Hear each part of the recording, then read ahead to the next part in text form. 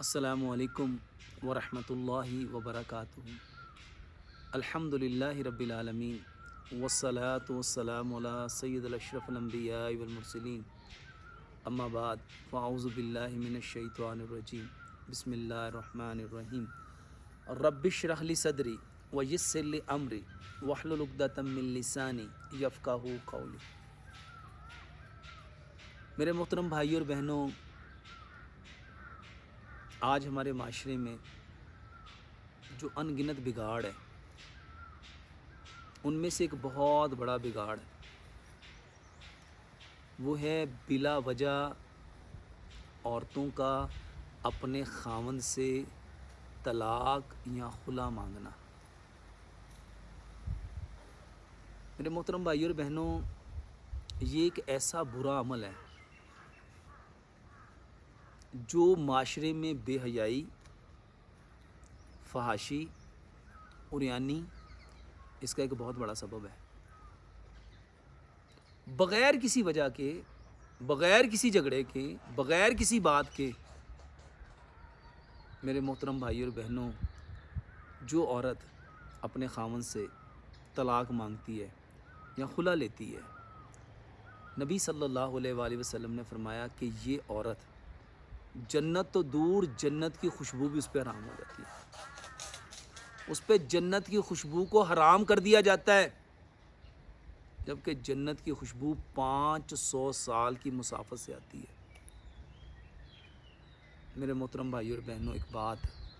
جو میں آپ لوگوں کے سامنے گوش گزار کرنا چاہتا ہوں، وہ یہ ہے کہ آج یہ نوبت کیوں پیش آ رہی ہے کہ ہماری معصوم بیٹیاں، ہماری وہ نرم و نازک کلیاں، اپنے ماں باپ کی وہ شہزادیاں جو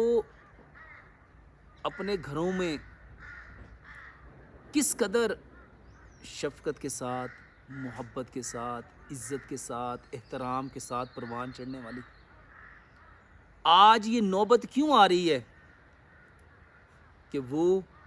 اپنے خاوند سے طلاق مانگتی ہیں یا خلا لے لیتی ہیں؟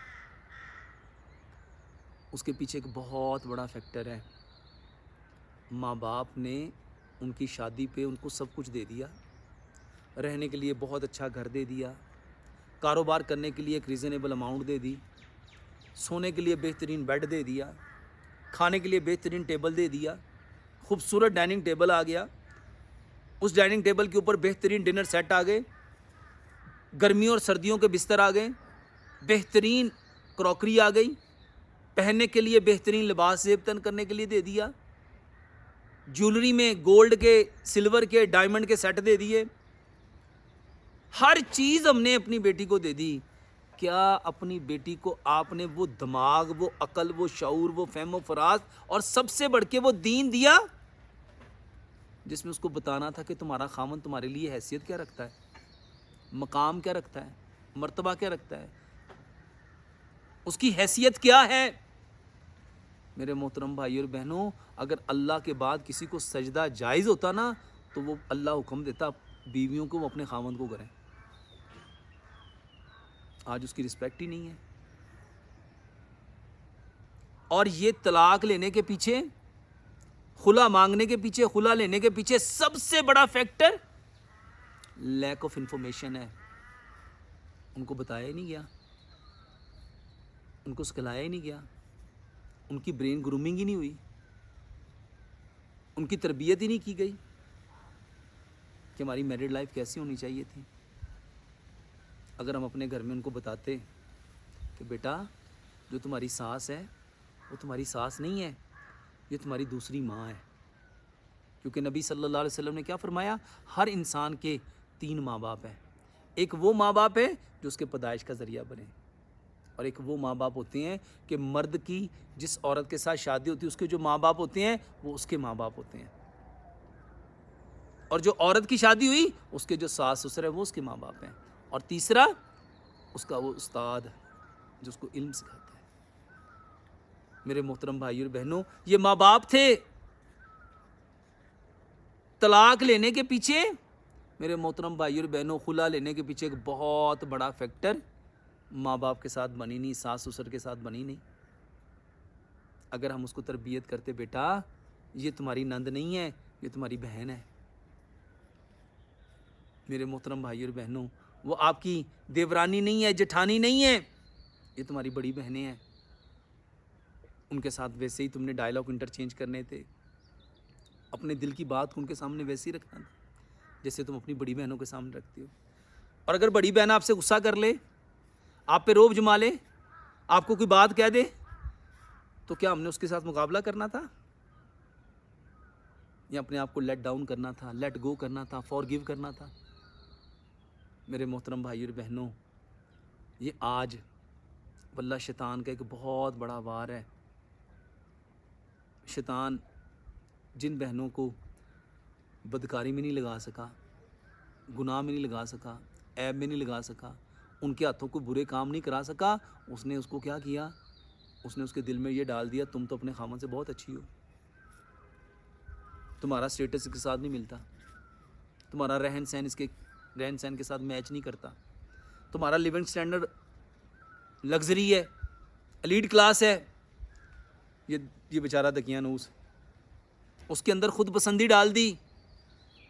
اور وہ اپنی خود پسندی میں کس قدر انوالو ہوئی کہ اس نے جنت میں جانا تو دور کی بات, جنت کی خوشبو کو بھی محروم ہو گئی. یہ ابلیس کی تلبیس ہے, یہ شیطان کے مکر و فریب ہیں, اس کے دجل ہیں, اس کے دھوکے ہیں, اس کے ہتھکنڈے ہیں, جس میں آج میری بیٹیاں, میری بہنیں آج انوالو ہو رہی ہیں. میرے محترم بھائی اور بہنوں, اپنے بچوں کی تربیت کرو, اپنے بچوں کی تربیت کرو, ان کو بتاؤ, ان کو وقت دو, ان کے پاس بیٹھو,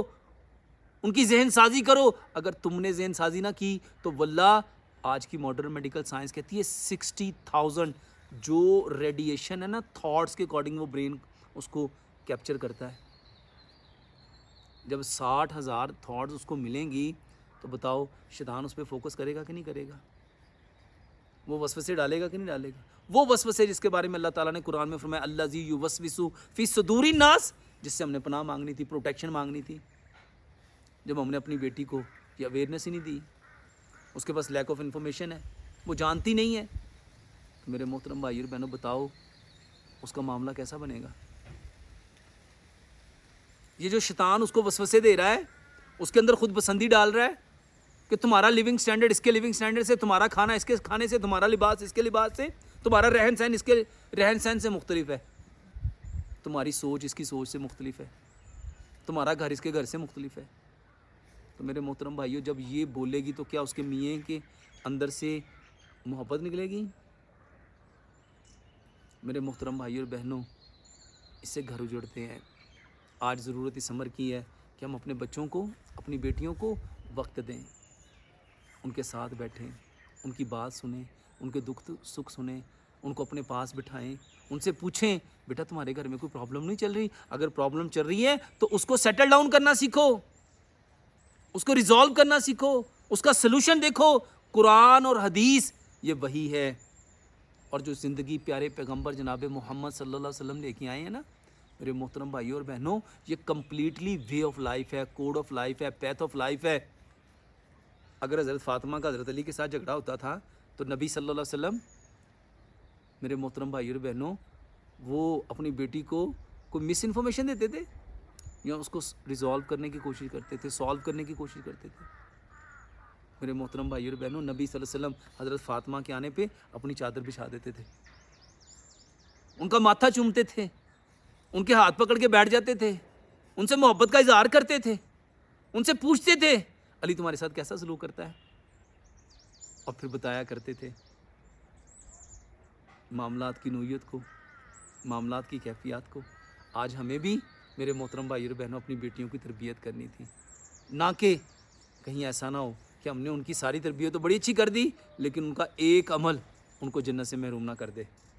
جنت سے محروم نہ کر دے, جنت سے محروم نہ کر دے. اللہ سے دعا کرتے ہیں اللہ سبحانہ و تعالیٰ ہم ان ساری باتوں کی حقیقت کو سمجھنے کی, سمجھ کے عمل کرنے کی, اور عمل کر کے اس خوبصورت پیغام کو اس کائنات کے اندر بسنے والے جتنے کچے اور پکے مکانوں میں انسان ہیں ان تک پہنچانے کی توفیق عطا فرمائے. وما علینا الا البلاغ المبین.